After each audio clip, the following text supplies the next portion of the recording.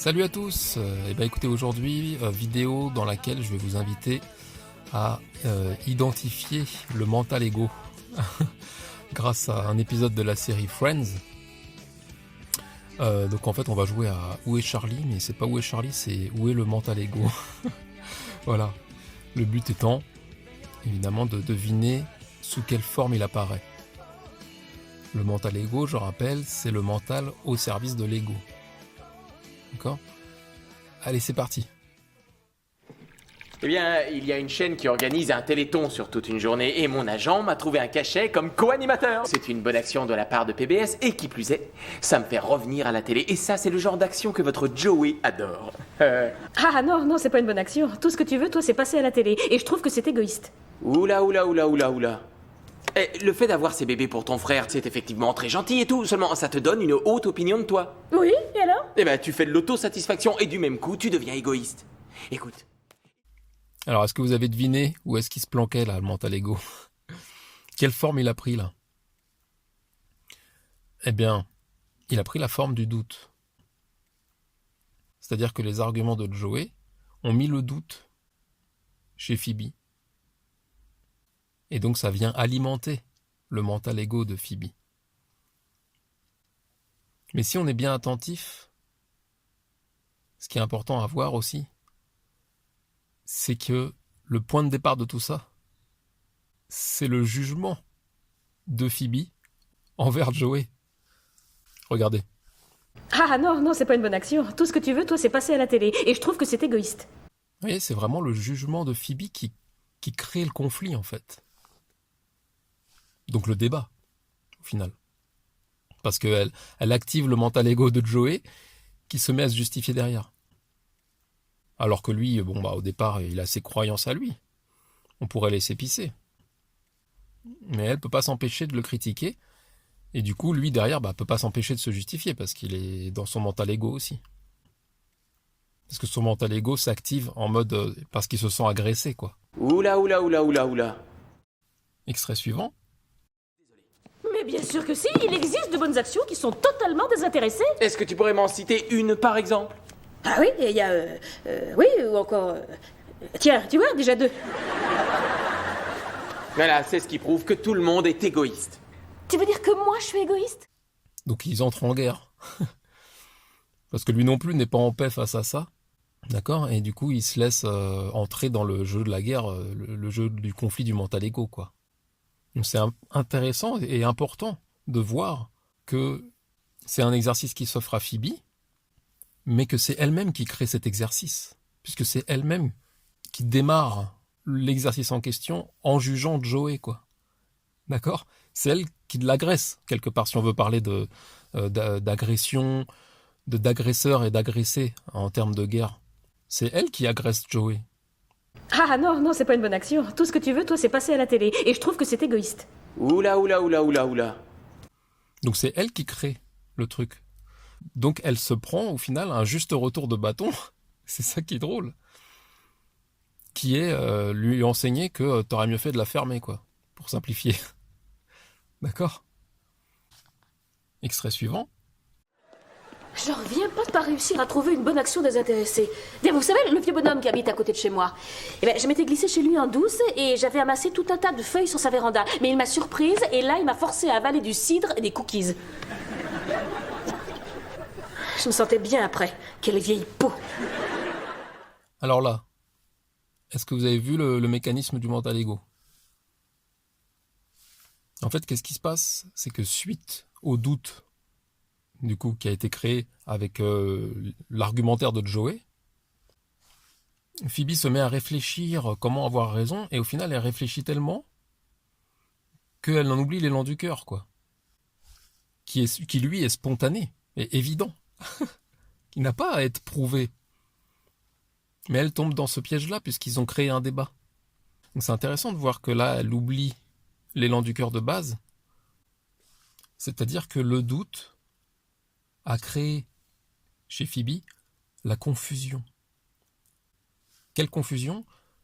La confusion entre équilibre et condition. Parce que les arguments de Joey lui ont fait croire, au final, mentalement, que le rétablissement de l'équilibre était un marché anticipé quelque part. Alors qu'elle exigeait aucun retour avant d'aider son voisin, elle, à la base. Bien, vous savez, le vieux bonhomme qui habite à côté de chez moi, je m'étais glissée chez lui en douce et j'avais amassé tout un tas de feuilles sur sa véranda. Mais il m'a surprise et là, il m'a forcé à avaler du cidre et des cookies. Elle a juste été récompensée. D'accord? Il n'y a pas eu de négociation avant. Juste l'élan du cœur. Elle n'a même pas espéré une récompense avant de rendre service. Elle l'a fait sans condition. Sauf que maintenant qu'elle a été pervertie par le doute, en fait, elle ne croit même plus à l'élan du cœur. Vous voyez le truc? C'est intéressant aussi d'identifier ça. Quand ça y est, le doute a permis au mental ego de prendre la place du cœur, quelque part. De remplacer l'amour par la guerre, par le débat, le conflit, les arguments. L'amour n'a pas besoin d'arguments. Ok? À l'extrait suivant. Je me demande si Joey n'a pas raison. Peut-être que toutes les bonnes actions sont égoïstes. Oui, moi je vais en trouver une désintéressée, parce que je viens de mettre au monde 3 enfants et que je refuse qu'ils grandissent dans un monde où Joey aurait raison. Tiens, Phoebe. Je t'appelle parce que je veux faire un don. J'ai l'intention de donner $200. 200 $? Ce qui fait qu'en participant, je fais une bonne action qui finalement ne me fait pas réellement plaisir. J'aurais donc fait une vraie bonne action désintéressée. Ah oui, tu ne retires. Donc là, qu'est-ce qu'on voit? Qu'est-ce que ça illustre? Ça illustre la volonté d'avoir raison. La volonté de prouver qu'on a raison. Parce que là, ça y est, elle est vraiment dans l'engrenage du débat. Je suis navré de détruire tes petites croyances, ma vieille, mais une bonne action désintéressée, ça n'existe pas. D'accord? Oui, moi je te prouverai qu'il y a de bonnes actions désintéressées. Je te mettrai le nez dedans, espèce de génie malsain. Et donc là, on voit bien que ce qui est intéressant dans l'épisode, c'est qu'en fait, Phoebe, à la base, elle croit au don inconditionnel. Mais le fait que Joey n'y croit pas, et qu'il la pique, ça la entraîne dans une volonté de prouver qu'elle a raison par rapport au don inconditionnel. Et là, en fait, c'est déjà son petit ego qui débarque. Donc c'est déjà mort, en fait, à partir de là. C'est déjà mort. Ok? Ça veut pas dire qu'il faut pas en faire l'expérience, encore une fois. Mais simplement, remarquons que le petit ego, il débarque très très très vite. D'accord? Que cette fierté, elle peut se glisser partout. Alors c'est très subtil, et il y en a qui vont me dire, oui, tu te prends la tête, il faut toujours être simple. Si vous croyez que tout est simple dans le sens bisounours, vous leurrez complètement. Moi, je vous garantis que votre petit ego, il est encore à des endroits où vous ne le soupçonnez pas. Dans la majeure partie des cas, d'accord? Je ne peux pas non plus vous le garantir, mais c'est une façon de parler. D'accord? Ne croyez pas que vous maîtrisez votre petit ego sous prétexte que les choses sont simples. Et qu'il suffit de dire que soit il y a l'élan du cœur, soit il n'y a pas l'élan du cœur. C'est vrai, mais c'est pas suffisant pour ascensionner. Vous imaginez si ce genre de phrase suffisait pour ascensionner, mais on serait déjà tous Christ, ça n'a aucun sens. Il y a un vrai travail intérieur à faire. Donc il y a une certaine simplicité dans le sens où il ne faut pas se prendre la tête à cogiter de façon rigide. Par contre, quand cette simplicité devient de la flemme par rapport au travail intérieur, attention, c'est plus la même chose, d'accord? Et là, c'est pas attention, encore une fois, dans le sens stressant, c'est simplement d'être honnête avec soi-même, encore une fois. D'accord? De ne pas sortir la carte de la simplicité à chaque fois qu'un travail intérieur nous dérange. Non, il y a un vrai boulot intérieur à faire, les gars. D'accord? Donc il y a plein de choses qui sont simples à dire, par exemple dans les phrases que je partage, c'est simple à écrire. Après, à travailler, j'ai jamais dit que c'était simple. Hein. D'accord? J'ai fait une vidéo que j'ai appelée C'est difficile par rapport à ça. Voilà, parce que je sais qu'il y en a beaucoup des fois qui disent oui, c'est pas facile et tout, mais qui confondent difficile et pénible. D'accord? Donc ne me faites pas dire ce que j'ai pas dit. Il y a une certaine simplicité dans le sens, c'est l'instant présent, la vérité, donc c'est spontané. Par contre, à mettre en pratique, si vous croyez que c'est simple, c'est que vous oubliez votre petit ego dans l'histoire. Extrait suivant. Monsieur Joseph Trébianet. Regardez, regardez, Joey passe à la télé. C'est fantastique. Et c'est un peu grâce à mon don que Joey passe à la télé. C'est merveilleux, je suis si... Donc ici, on est sur le thème de la fierté. On observe le mental ego à travers sa fierté ici. Donc rappelez-vous, au début, on a vu le mental ego à travers le doute, puis on l'a vu à travers la confusion, puis on l'a vu à travers la volonté de prouver qu'il a raison, et là on le voit à travers la fierté. Et c'est un peu grâce à mon don que Joey passe à la télé. Quand vous obtenez un résultat par rapport à une expérience, est-ce que la sensation que vous avez, c'est de la fierté d'avoir atteint un objectif, par exemple? Ou est-ce que c'est simplement la joie de vivre quelque chose qui vous fait pétiller intérieurement, mais dont vous n'exigiez pas un résultat à la base? C'est pas du tout la même chose. Parce que là, on est dans l'amour, et en fait, on est dans la gratitude envers nous-mêmes dans ces moments-là. Parce qu'en fait, on se remercie nous-mêmes d'avoir œuvré. Ça n'a rien à voir avec être fier de nous, d'avoir atteint un résultat, ou d'avoir prouvé qu'on avait raison.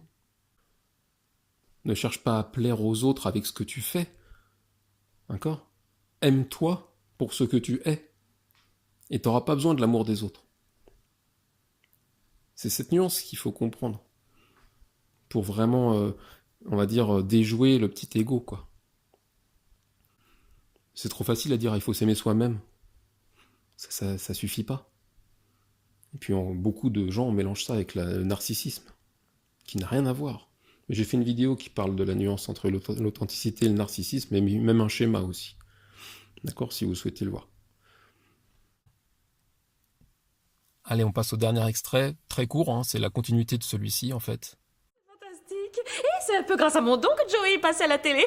C'est merveilleux, je suis si... non. Donc là, qu'est-ce qu'on observe? On observe la théorie de l'arroseur arrosé au final. C'est comme ça que je le dis. C'est-à-dire que tout ce raisonnement qu'elle a mis en branle, au final, se retourne contre elle. C'est la prise de conscience que, merde, je me suis fait baiser, quoi. Mais je me suis fait baiser par qui? Par moi-même. Par mon propre mental ego, qui m'a fait entrer dans un raisonnement avec lequel j'ai complètement oublié l'élan du cœur. D'accord? En fait, c'est son petit ego qui a court-circuité sa propre croyance en don inconditionnel. Et on en revient toujours à ce doute qui a foutu le bordel. Donc là, le doute, il est venu de Joey, mais en fait, c'est le petit ego de Phoebe, d'accord? Il n'y a pas à jeter la pierre sur Joey qui a mis le doute. Joey lui offre une expérience, d'accord? Là, Joey ne fait qu'incarner l'invisible qui offre une expérience à Phoebe. L'expérience étant d'être convaincu que le don inconditionnel existe sans avoir besoin de le prouver. Sauf que, évidemment, le but des scénaristes de Friends n'est pas ça. Le but, c'est de faire un truc marrant autour de ça, et tant mieux, parce que c'est très drôle, et c'est très intéressant comme message qu'ils font passer aussi. D'accord ? Mais je vous invite à voir entre les lignes, le réel enseignement spirituel qui se cache derrière. Qui est que le petit ego de Phoebe est venu dès le début la parasiter. Oui, et ben moi je te prouverai qu'il y a de bonnes actions désintéressées. Je te mettrai le nez dedans, espèce de génie malsain. Donc vous voyez à quel point le raisonnement mental au service de l'ego nous emmène dans le mur. Par le doute, par le débat, par la fierté. Pourquoi cette soif de reconnaissance? Justement parce que le mental ego, il a besoin d'être reconnu pour essayer de prouver qu'il existe. D'ailleurs, c'est ce que j'avais écrit dans une phrase. Pour résumer l'esprit critique, c'est l'esprit critique essaye d'exister grâce à l'autre. C'est-à-dire qu'il ne s'écoute tellement pas intérieurement. Il refuse tellement de s'aimer pour ce qu'il est réellement. Il refuse tellement l'authenticité qu'il essaye d'exister en critiquant l'autre. Alors que l'Esprit Saint sait qu'il n'y a pas d'autre. Qu'on est tous un, et donc il n'y a pas de temps à perdre à critiquer, ça n'a aucun sens. Il y a juste à s'aimer. Mais à s'aimer pour ce qu'on est, pas à s'aimer pour ce qu'on fait. Il y a juste à être authentique. Donc seul l'amour inconditionnel est cohérent au final. Donc là, au résultat, on finit sur un épisode dont le message serait que le don inconditionnel n'existe pas. Mais c'est un amalgame, d'accord ? C'est-à-dire qu'ils amalgament le don inconditionnel et la volonté de prouver qu'il existe. Ça n'a rien à voir. À partir du moment où tu veux prouver que c'est vrai, c'est ton petit ego qui tient les manettes. Donc il va foutre le bordel. Parce que tu vibres le doute. Tu ne vibres plus la foi. Et tout est vibratoire. Au-delà du discours. Ok ? Je sais qu'il y a des petits égos qui pourraient être tentés de dire « Oui, mais là, tu es en train de prouver qu'il existe. » Sauf que là, je suis pas en train de débattre. Je suis en train de transmettre une information, de partager un enseignement. Si tu me mets en face d'un mec qui me dit que le don inconditionnel n'existe pas, je reste silencieux. Je reste silencieux. Par contre, s'il me pose une question, je réponds. Mais sa simple question, déjà, prouve qu'il ouvre son esprit. Mais quelqu'un qui te dit une affirmation que tu sais fausse, ne va pas lui prouver le contraire. Parce que tu entres en guerre.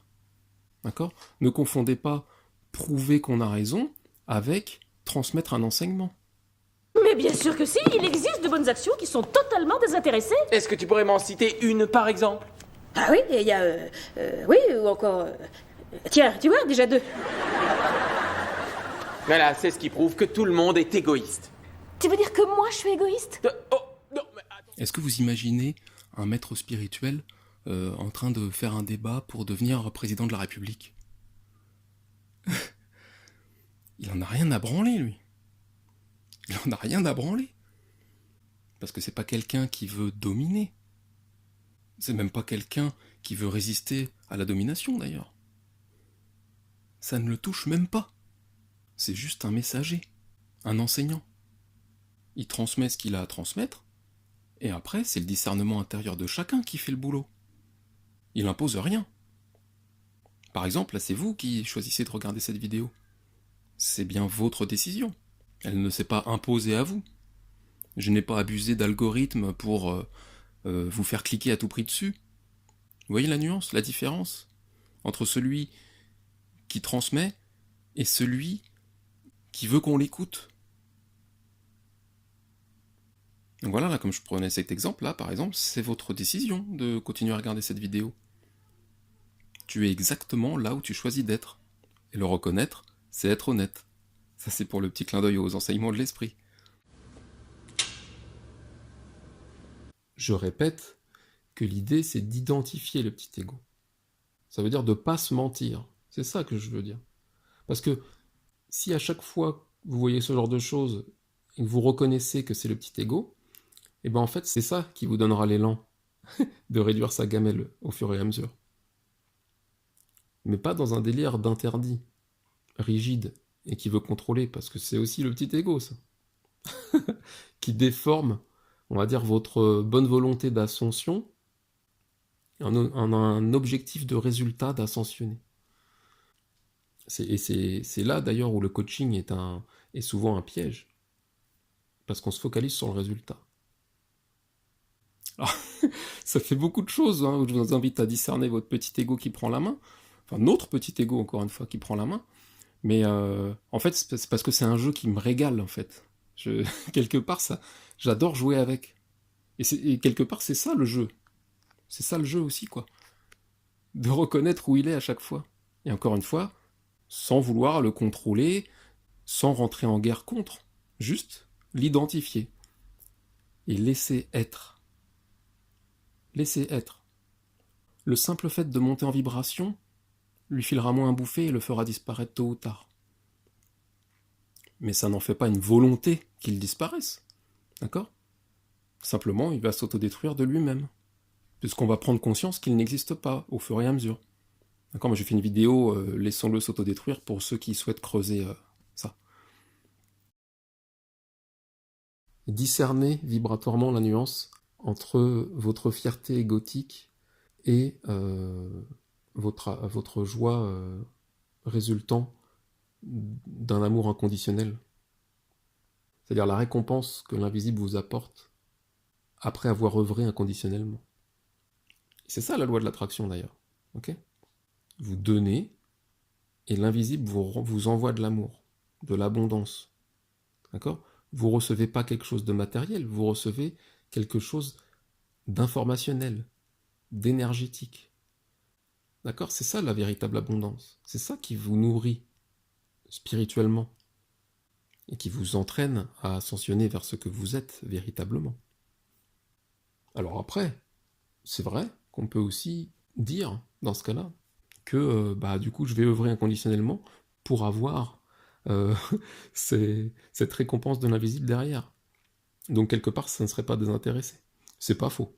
Sauf que déjà, quand on arrive à ce niveau-là, c'est qu'on a la foi.